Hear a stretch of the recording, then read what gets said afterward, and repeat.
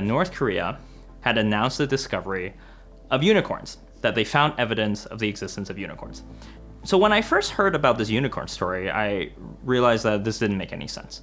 If you think about it, a unicorn, rainbows, magic lights, fantasy, that's how we think about unicorns, but it really is an animal of medieval European history, one that is in the lore of the European tradition. So why would North Korea, a country in Northeast Asia, have anything to do with unicorns?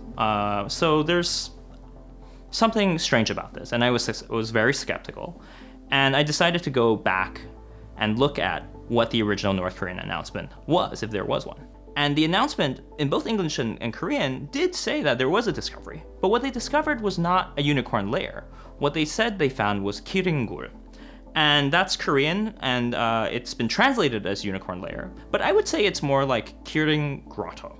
And that points to a man-made cave, and what the North Korean archaeologists had found was a stone inscription that pointed to the location of this place. This kiring grotto actually has nothing to do with unicorns at all. First of all, what is a kiring? A kiring is a mythical beast, like the unicorn, but in the East Asian tradition, it's more like a dragon mixed with a lion with the hooves of a deer and antlers, and also scales of a fish. So it's not something that looks anything like a one-horned horse. That's one.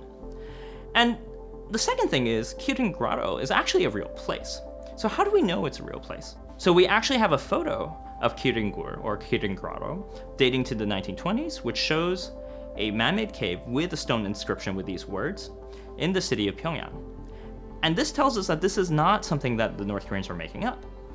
And if you go back further in time, in the 15th and 16th centuries, we actually have travel logs and records and poems of travelers from China and also within Korea who visited Pyongyang and wrote about this Kiring Grotto. So now that we know it's a real place, one thing we need to think about is, what did this place mean? Why did these travelers write about it? We need to think about the history of the Kiring in Korean mythology and tradition. So in fact, when these travelers from China and Korea went to Pyongyang and saw this cavern, and they saw Kiringgul, many of them didn't believe that there was actually a Kiring, that this had anything to do with the magical beast. In the Korean tradition, there is a king called King Dongmyeong, who was a legendary founder of an ancient kingdom from the 1st century, dating back to the 1st century BC. King Dongmyeong reputedly reared a Kiring as a pet, and because this king was of divine origin, when he was done with his rule, he would ride his Kiring up to the sky, and one day he leapt off with the magical beast and disappeared into the sky whence he came. And this is folklore, and like I said, for many of the writers who talked about Kiringgul, they didn't really believe that this place actually had anything to do with the ancient king, but they nevertheless talked about it. So clearly, the story of King Dongmyeong is shrouded in mythology, and there's a lot of lore around it, but there is a historical backing to all this. And King Dongmyeong is in the historical sources. He was credited with founding this kingdom of Goguryeo. And the lands of Goguryeo stretched from northern Korea all the way to Manchuria. And his capital, this isn't historically true, but one of his capitals was believed to be in Pyongyang. So for North Korea to say that they found something associated with his legend is a way to claim some sort of link to that ancient past, however mythical it may be. Demonstrating any kind of link to the past, whether it be through legend or myth, is one way to buttress the legitimacy of the current state. And it's in this context that we should think about North Korea's claim to having found Kiringgul, the Kiring Grotto.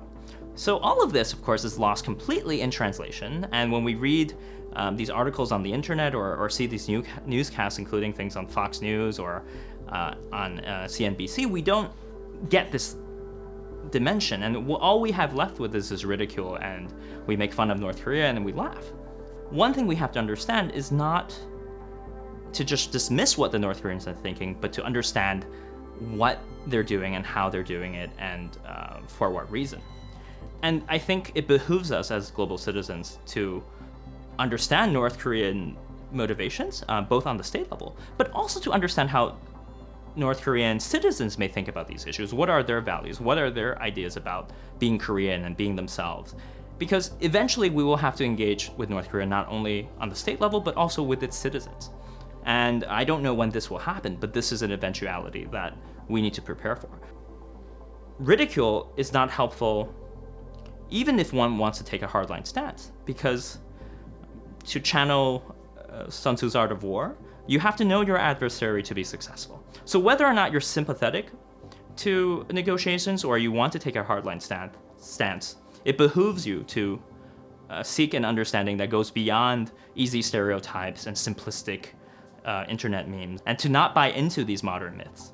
In this digital age, it's all too tempting to just give in to these memes that circulate and to just reinforce what our existing stereotypes and perceptions are. The lessons of fact-checking and due diligence, I think, applies to not just the media, but to all of us as scholars, as students, and as citizens of a global community.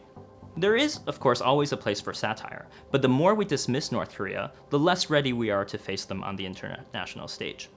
It is often said that old European maps used to mark uncharted territory with the lines "Hic sunt dracones," where there be dragons. And the idea was that in places where we didn't know, we would have pictures of dragons to let our imaginations go free. In the case of North Korea, we don't imagine there to be dragons, but we do imagine there to be unicorns. But I should remind everyone that dragons don't exist, and neither do unicorns, even in North Korea.